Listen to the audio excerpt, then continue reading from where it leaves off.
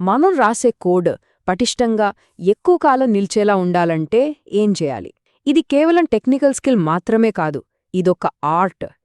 ఈరోజు సమర్థవంతమైన సాఫ్ట్వేర్ను నిర్మించే ఆ సీక్రెట్స్ ఏంటో తెలుసుకుందాం. సాఫ్ట్వేర్లో ఏదైనా మార్పు చేయాల్సి వచ్చినప్పుడు డెవలపర్లు తరచుగా ఇలా మాట్లాడుకుంటారు. మనం ఫర్నిచర్ అటు ఇటు జరుపుతున్నామా, బాత్రూమ్ రిపేర్ చేస్తున్నామా, లేక కొత్తగా ఒక గది కడుతున్నామా అని. ఈ పోలిక చాలా పవర్ఫుల్. ఎందుకంటే ఇంట్లో లాగే సాఫ్ట్వేర్లో కూడా ప్రతి మార్పుకు పట్టే ఎఫర్ట్, టైం చాలా వేరుగా ఉంటాయి. సో మన మెయిన్ ఐడియా ఇదే: సాఫ్ట్వేర్ నిర్మించడమనేది అచ్చం ఇల్లు కట్టడం లాంటిది.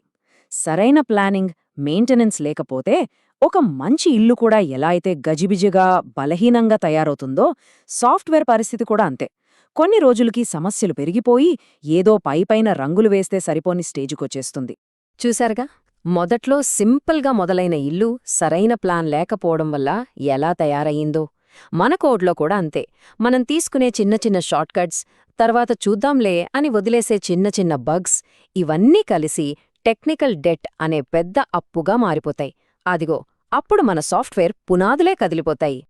సరే, ఇప్పుడు అప్లికేషన్ లోపల జరిగే సమస్యల గురించి చూద్దాం.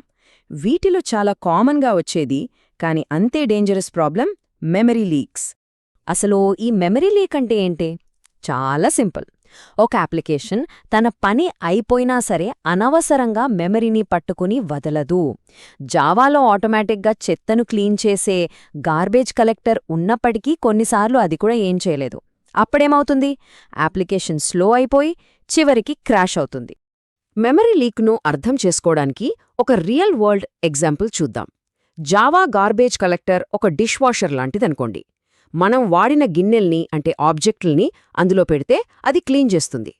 కానీ మనం ఆ గిన్నెల్ని పక్కన పడేసి వదిలేస్తే చివరికి వంటగది అంటే మన మెమరీ మొత్తం నిండిపోయి ఏ పని చేయలేని పరిస్థితి వస్తుంది. ఇంతకీ ఈ లీక్స్ ఎలా వస్తాయి? కొన్నిసార్లు మనం తెలియకుండా రాసే చిన్న కోడ్ వల్ల. ఉదాహరణకి, స్టాటిక్ అనే ఒక్క కీవర్డ్ వాడితే ఆ ఆబ్జెక్ట్ అప్లికేషన్ ఉన్నంతకాలం మెమరీలోనే ఉండిపోతుంది. అప్పుడు గార్బేజ్ కలెక్టర్ దాన్ని క్లీన్ చేయలేక ఈ రోబోలాగా కన్ఫ్యూజ్ అయి చూస్తూ ఉండిపోతుంది. ఇది సైలెంట్ కిల్లర్ లాంటిదన్నమాట. ఓకే, యాప్ లోపల సమస్యల నుండి ఇప్పుడు బయటి ప్రపంచంలోకి వద్దాం. ఒక అప్లికేషన్ ఫైల్ సిస్టంతో ఎలా మాట్లాడుతుంది? ఇక్కడ కూడా ఎఫిషియన్సీ చాలా ముఖ్యం. ఫైల్స్ నుంచి డేటా చదవడానికి రెండు పద్ధతులున్నాయి. మొదటిది ఒక్కో బైట్ చదవడం, అంటే ఒక చిన్న డ్రింకింగ్ స్ట్రాతో స్విమ్మింగ్ పూల్ నింపడానికి ట్రై చేయడం లాంటిది. ఇక రెండోది బఫర్ వాడి పెద్ద పెద్ద చంక్స్గా చదవడం. ఇది ఫైర్ హోస్తో నింపినట్టుంటుంది. తేడా ఎంత క్లియర్గా ఉందో కదా? మరి ఆ తేగ ఎంత పెద్దది అనుకుంటున్నారు? షాకింగ్గా, బఫర్డ్ పద్ధతి వాడితే ఫైల్ రీడింగ్ స్పీడ్ 50 నుంచి 100 రెట్లు పెరుగుతుంది. ఇది చాలా పెద్ద ఇంప్రూవ్మెంట్. ఫైల్స్తో పనిచేసే ఏ అప్లికేషన్కైనా ఇది మస్ట్ హ్యావ్ ఆప్టిమైజేషన్. ఇప్పటిదాకా మనం సమస్యల గురించే మాట్లాడుకున్నాం. ఇప్పుడు సొల్యూషన్స్ వైపు చూద్దాం. ఎఫిషియెంట్గా జావా కోడ్ రాయడానికి డెవలపర్లు వాడే కొన్ని టూల్స్ అండ్ టెక్నిక్స్ ఏంటో తెలుసుకుందాం. జావాలో ఫైల్ హ్యాండ్లింగ్ చాలా అడ్వాన్స్ అయింది. పాత java.io పద్ధతి బ్లాకింగ్గా ఉండేది. అంటే ఒక పని పూర్తయ్యేదాకా మిగతావన్నీ ఆగిపోవాలి. కానీ కొత్త NIO.2 నాన్ బ్లాకింగ్ మరియు బఫర్ ఓరియంటెడ్. దీనివల్ల అప్లికేషన్ చాలా ఫాస్ట్గా, స్మూత్గా రన్ అవుతుంది. మనం ముందు మాట్లాడుకున్న మెమరీ లీక్ సమస్యకు మోడర్న్ జావాలో ఒక సూపర్ సొల్యూషన్ ఉంది. అదే ట్రై విత్ రీసోర్సెస్ స్టేట్మెంట్. మనం వాడిన ఫైల్స్, కనెక్షన్స్ లాంటి వాటిని ఇది ఆటోమేటిక్గా క్లోజ్ చేస్తుంది. సో మనం వాటిని క్లోజ్ చేయడం మర్చిపోయినా సరే లీక్స్ అనే సమస్య ఉండదు.